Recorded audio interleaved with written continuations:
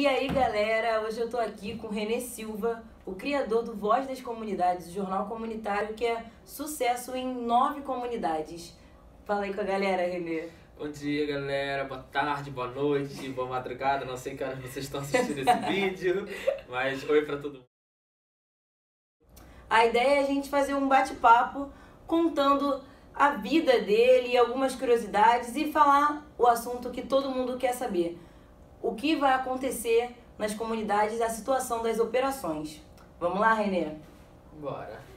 Então, a gente sabe que essa semana, na verdade no dia 16, um turista, um australiano, chegou lá na comunidade e passou a madrugada lá.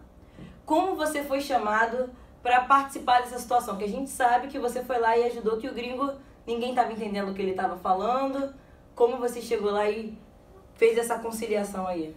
Então, Amanda, eu recebi várias mensagens pelo Facebook de moradores, né, de uma rua ali do Morro do Adeus, dizendo que tinha um gringo perdido. E até acharam que era um americano, né, porque ele só falava inglês, e não estava entendendo nada. As pessoas tentando falar com ele em português, ele não entendia nada. E aí eu tentei falar pelo próprio Facebook, né? Eles fizeram uma ligação, tentei falar com ele, mas não deu muito certo. Então eu resolvi ir até lá. Aí chegando lá eu vi que ele não era americano, era um australiano. E que ele não sabia como tinha ido para lá, que ele estava bebendo com os moradores, estava bebendo ali com as pessoas ao redor. E estava perdido ali na comunidade. Mas antes os moradores ficaram pedindo para fazer perguntas a ele. Então o morador falou assim: traduz aí, quanto tempo que ele está no Brasil, o que ele está fazendo no Brasil? E eu ia respondendo: ele está 10 dias no Brasil, ele está de férias, está aproveitando as férias dele, e tinha curiosidade de conhecer a favela e tudo. Então eu fui perguntando a ele. Isso deve ter causado o maior burburinho, né? O maior burburinho. Todo mundo começou a tirar foto, fazer selfie com ele lá dentro, foi uma loucura. E agora vamos para um assunto bem mais sério, na verdade, grave, inclusive. No início do mês, o estudante Wesley Rodrigues foi preso e a polícia alegou que teria encontrado um rádio de comunicação próximo a ele, na verdade, dentro de uma lata de lixo. E ele foi preso, assim, no meio da confusão. Em nenhum momento foi provado que esse rádio era realmente do Wesley. Esse caso não é o primeiro que a gente vê de uma prisão sem provas. Quantos casos você já viu de situações como essa e alguma vez você presenciou um deles? Olha, eu nunca presenciei um caso desse, mas eu já vi inúmeras situações desse tipo, né? Tem até filmes, né? O filme que eu acabei de ver agora, por exemplo, na Netflix, que eu recomendo vocês para assistirem, Olhos que Condenam, que fala exatamente sobre isso.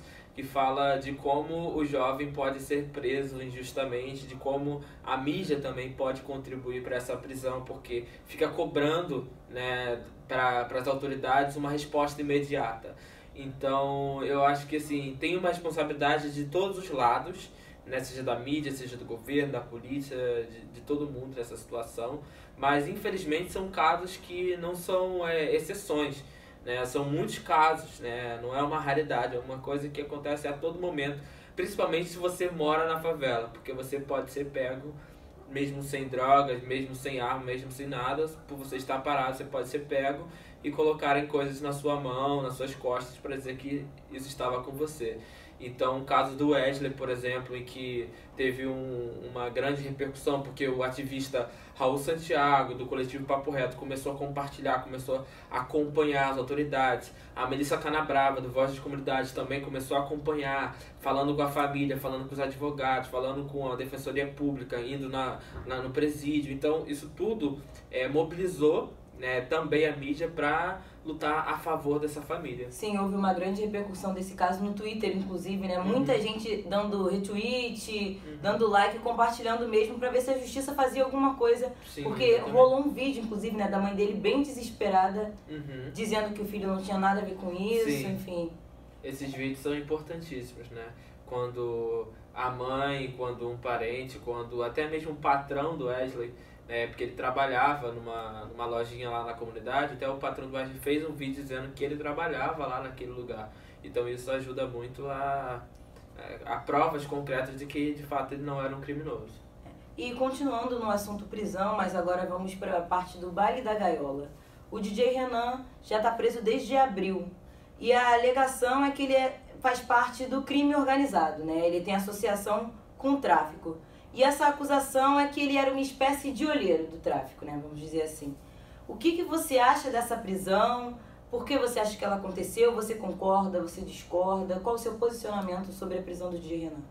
Então, eu discordo totalmente, né? Primeiro porque isso é uma... Como que você pode prender um DJ de um baile funk, né? Como você pode ter a capacidade de prender um DJ de um baile funk, em que aparece em vários momentos lá tocando na festa, no evento lotado, e não prender os próprios traficantes, sabe? Então eu vejo que é uma criminalização do funk, do movimento, do jovem negro, do cara ali, trabalhador, que estava dentro da favela, tentando ganhar o pão de cada dia. O que ele tocava lá no Baile da Gaiola, por exemplo, as músicas que ele toca até hoje em boates, em outros espaços, e esses outros DJs não são presos nem condenados, só ele por ser um morador da favela, por ele ser um jovem negro ali daquele tempo. A gente está sendo, né, boicotado a todo momento, né? Então, quando vejo a prisão desses DJs, né, e colocarem eles como em relação com o tráfico, não faz sentido nenhum, porque eles nem organizadores do baile eles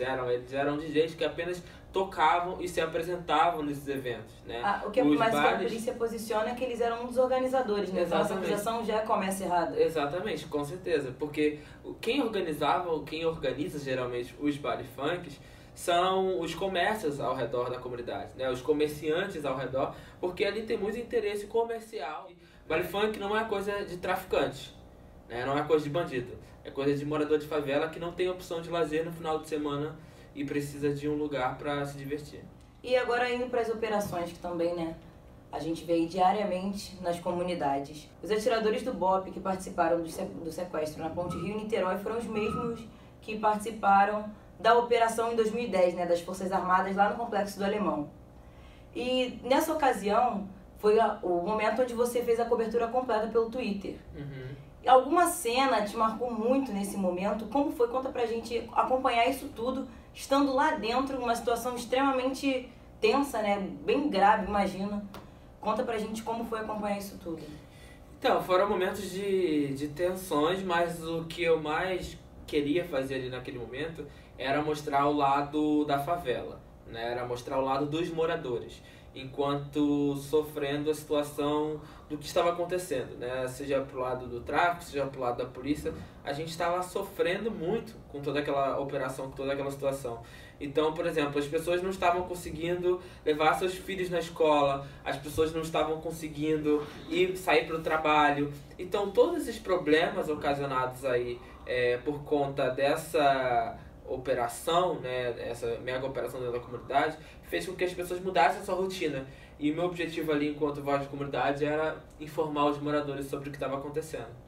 E continuando nesse assunto operação, o governador Wilson Witzel comparou a operação na Ponte Rio-Niterói com as operações que acontecem diariamente nas favelas. A política do governo atual, como a gente sabe, é a ideia de, como o próprio governador disse, pode atirar na cabecinha. Abre aspas, fecha aspas.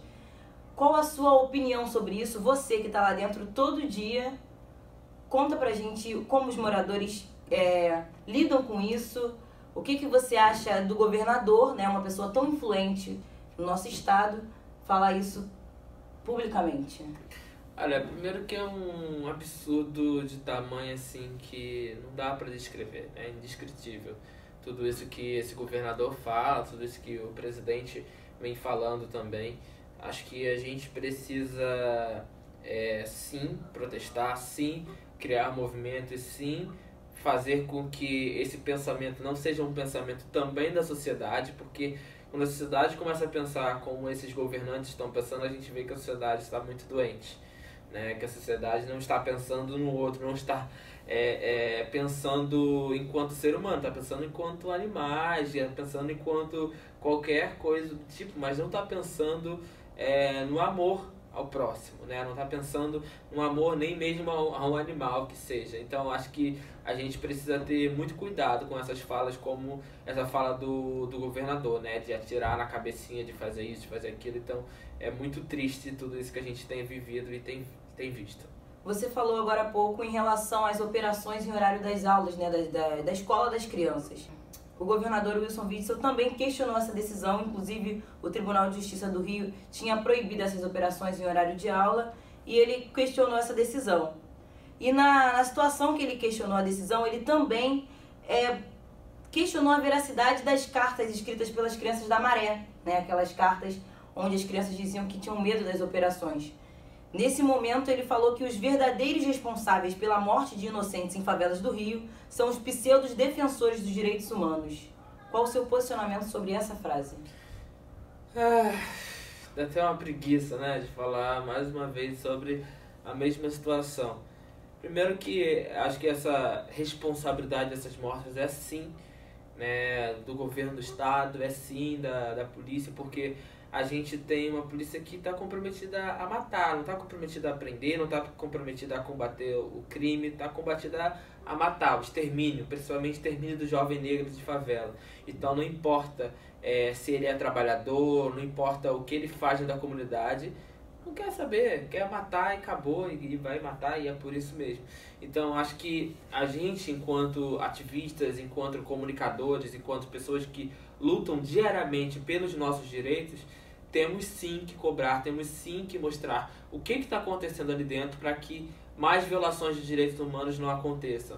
Então, que os ativistas mostrem, que os ativistas falem, continuem mostrando tudo o que está acontecendo para que a gente não viva uma futura ditadura nas favelas.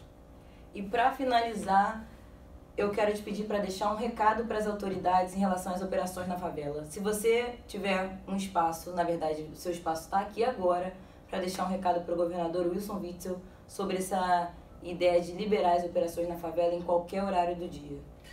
Governador, primeiro eu acho que é de uma tamanha irresponsabilidade, né, fazer essas operações em horários escolares, fazer essas operações em horário que as pessoas estão saindo para o trabalho, as pessoas estão voltando do trabalho, né? Muitas pessoas até sugeriram já quer fazer a operação, faz durante a madrugada, faz num horário, num dia em que a gente sabe que vão ter menos vítimas, né? Moradores comuns, né? Trabalhadores sendo vítimas dessa guerra, né? Que nada tem a ver com a gente, que nada tem a ver com os moradores, com os cidadãos ali que trabalham honestamente, que estudam, que tentam ter uma vida digna e mudar a sua realidade. Então, que o senhor pense e repense.